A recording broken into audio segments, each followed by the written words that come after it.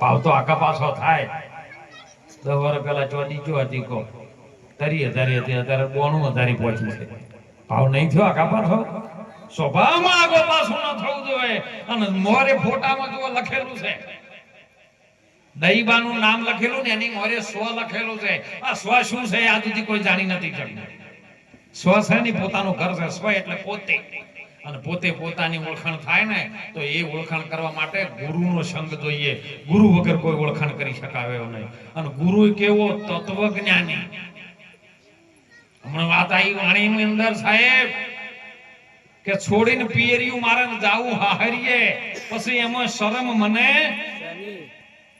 દીકરી જ્યારે સહારે જાતી હોય તો એને શરમ ના હોય કામ કે એના ધણીને મળવા જાય છે એમ આપણે આપણો ગુરુ મહારાજ આપણો પરમાત્મા અખિલ બ્રહ્માંડનો માલિક એ પરિબ્રહ્મ નારાયણ સાથે જો મેળ થતો હોય તો આપણે શરમ ના હોય સાહેબ છોડીને પિયરિયું મારે જાવું સાસરીએ એમાં શરમ મને ચાની મને બોલાવે કોઈ સદગુરુ ગુરુ મળે ઘણાય પણ સદગુરુ ના મળે કોઈ કબીર સાહેબે વાત કરી છે એક ગુરુ બીજા ગુરુ ગુરુ 18 લાખ હુઆ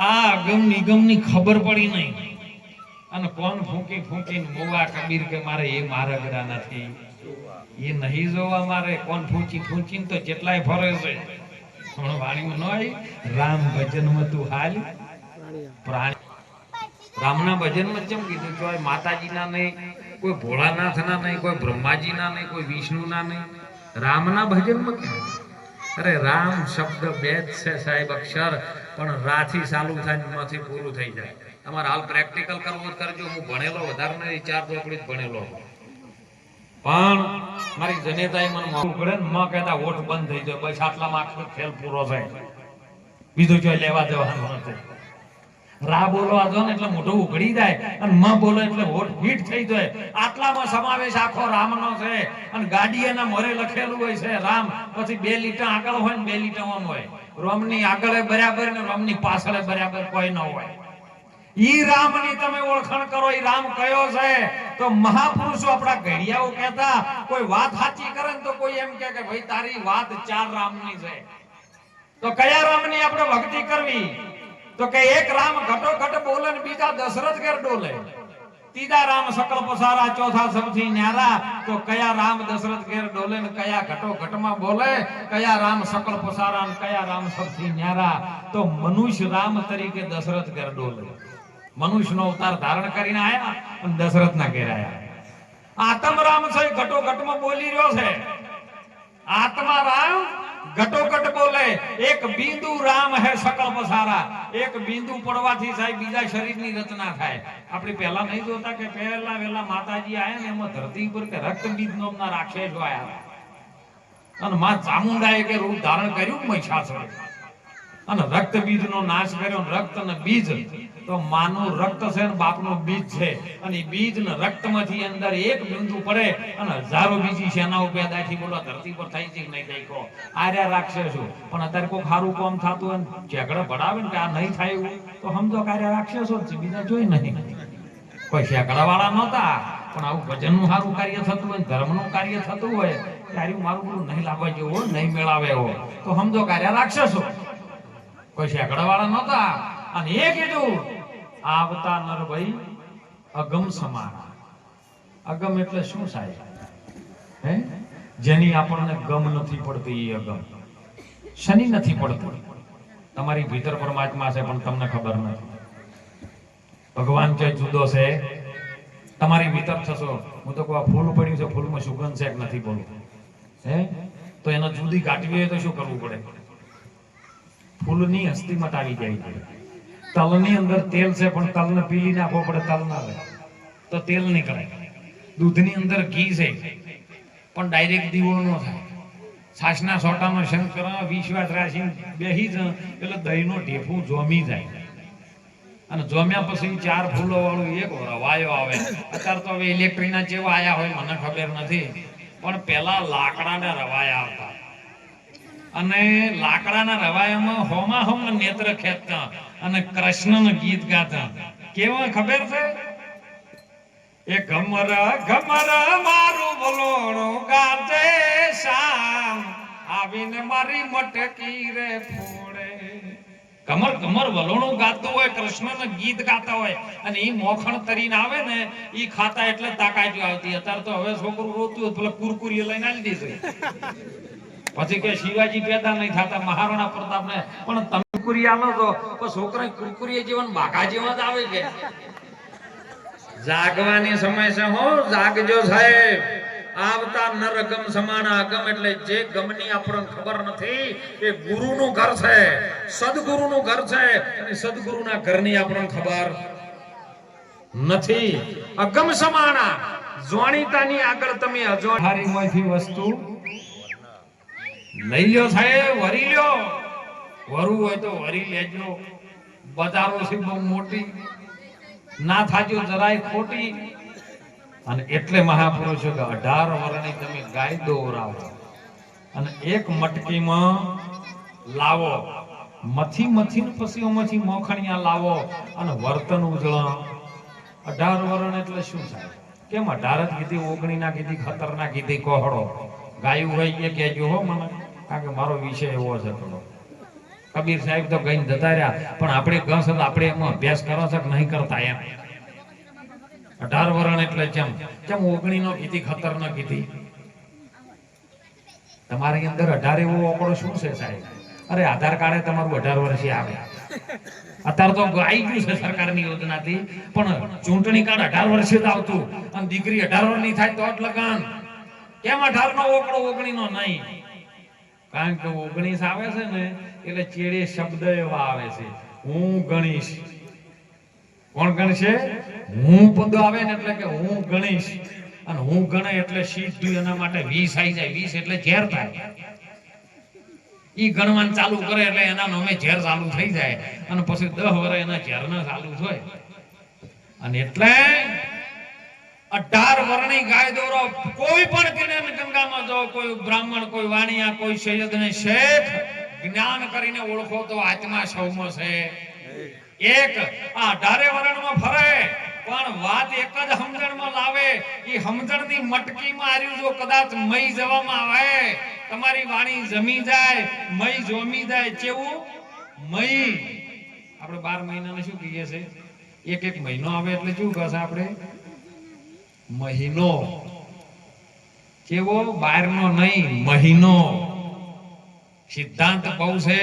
અરે સાહેબ આ અક્ષર, કક્કો, પંચાક્ષર, બધ, નક્ષત્ર ભારત ભૂમિના સંતોએ કાઢ્યા છે. વિજ્ઞાન તો હવે આવ્યું છે.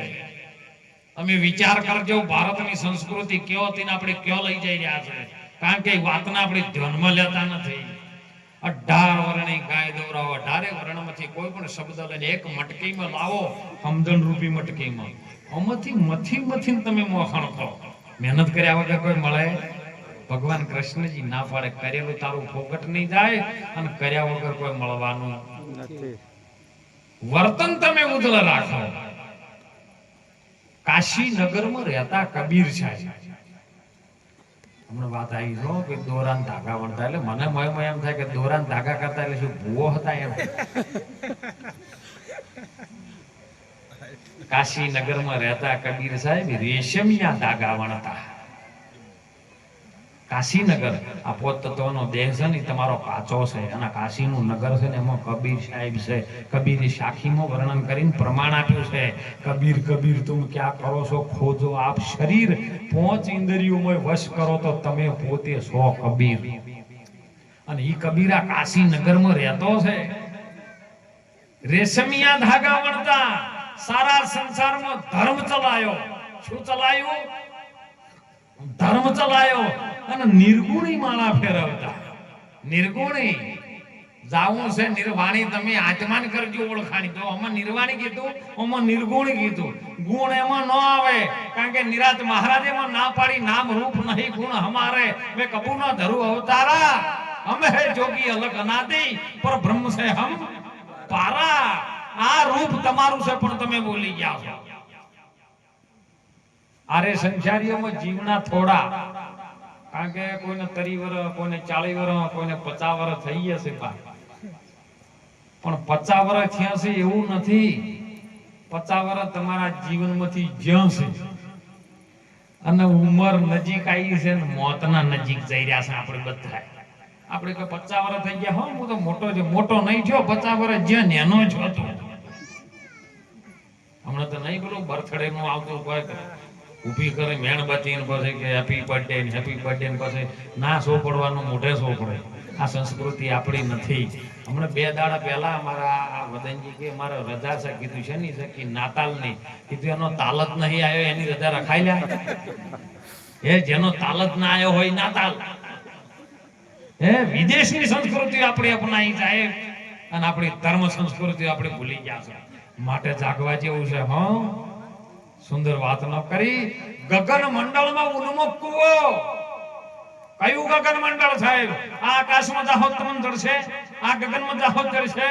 અરે આ ગગનમાં સાહેબ, ગગન મંડળ છે ને એની અંદર નવલખ તારા છે, ચંદ્ર સૂર્યની જો લેણ છે. તમે ભોળાનાથ નું ચિત્ર જોજો, ભોળાનાથ બેઠા છે ને તો ચંદ્ર અર્ધાકારમાં હોય છે. એ તમારી એક નાડી ચંદ્ર ચાલે છે ને એક સૂર્ય ચાલે છે. ચંદ્ર ને સૂર્ય ને મારે 2 અજવાળું પછી બનાવટી દીવડા કોણ કરે? આ ચંદ્ર સૂર્ય છે. અને ગગન મંડળના ગોખમાં એક નર છે, વસે નરાધાર. એ 3 દેવજીની ચોકી કરે, રામ કબીર ને રણુકાર. અને એથી એક ધારા ચાલે છે અને ઈ છે અમીરસ પાણી. અમીરસ એ અડધો બેલ તમારા શરીરમાં અમી આવે. કેમ? કેવી રીતની આવે છે? મસાલા ખાતા હોય એમ તો ખબર ન પડે.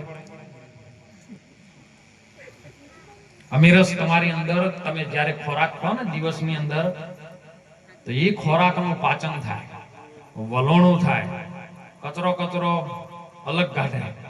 49 જાતના વાયુ આપણા શરીરમાં ચાલે અને વાયુ દ્વારા ખોટો કચરો બહાર નીકાળે. જે 9 દરવાજા છે ત્યાંથી 9 દરવાજા તારી નવી રમતના 10મા મોલમાં ઓ દેખાય.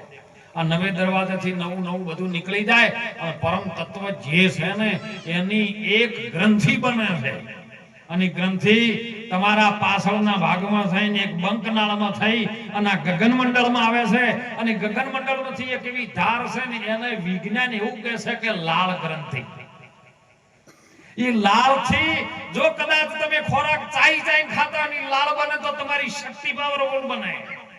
તમે જોજો વાળું કૂતરાને વાગે ને એટલે જોઉથી જીભ એની પોકે ને જોઉથી એને કશું ન થાય. કેટલી એના લાળમાં તાકાત છે. અને એમ આપણા લાળમાં તાકાત છે. તમે તાવ આવે ને એટલે ડોક્ટર સીધી મુદ્દામ બત્તી મારે, જીભ કાઢો ભાઈ. અને જીભ કાઢે ને એટલે બત્તી મારે. શું કોઈ જીભ જોતો છે દોધ જોવાઈ રહ્યો? ના, તમારી અંદર લાળ તત્વ કામ કરતું બંધ થઈ ગયું છે. ચલો ભાઈ અને શક્તિનો બાટલો ચડાવો. શક્તિ બાટલામાં હોય નહીં, પણ શું ચડાવે? પાણી, બીજું કોઈ નહીં. બસ પાણી અંદર 70% હોવું જોઈએ. એ પાણી કેરી પેદાશ કરી જળથી જુગતી રચાઈ. એ સાહેબને કેમ કરીને છોડી લ્યો? જો તન મન ધન કુરબાની તમે પીવો ને રામ રસ. ઈ ગગન મંડળમાં ઉન્મુખ કુવો જો ભર્યું છે અમીરસ પાણી. મને બોલાવે કોઈ સદગુરુ જ્ઞાની. સદગુરુ જ્ઞાની કોક મળી જાય તો આપણું. અને એ નાવડું કાયા રૂપી છે સાહેબ. મહાપુરુષે વાણીમાં વાત કરી છે, થોડું પોકાડો. એ મનુષ્ય જન્મ તને મોઘો મળ્યો અને ના આવે વારંવાર પડે પછી નહીં લાગે ફરીથી ડાળ. એ ભાઈ તમારું રે એ નાવયાયું છે કિનારે. ભાઈ તમારું નાવદાયું છે કિનારે.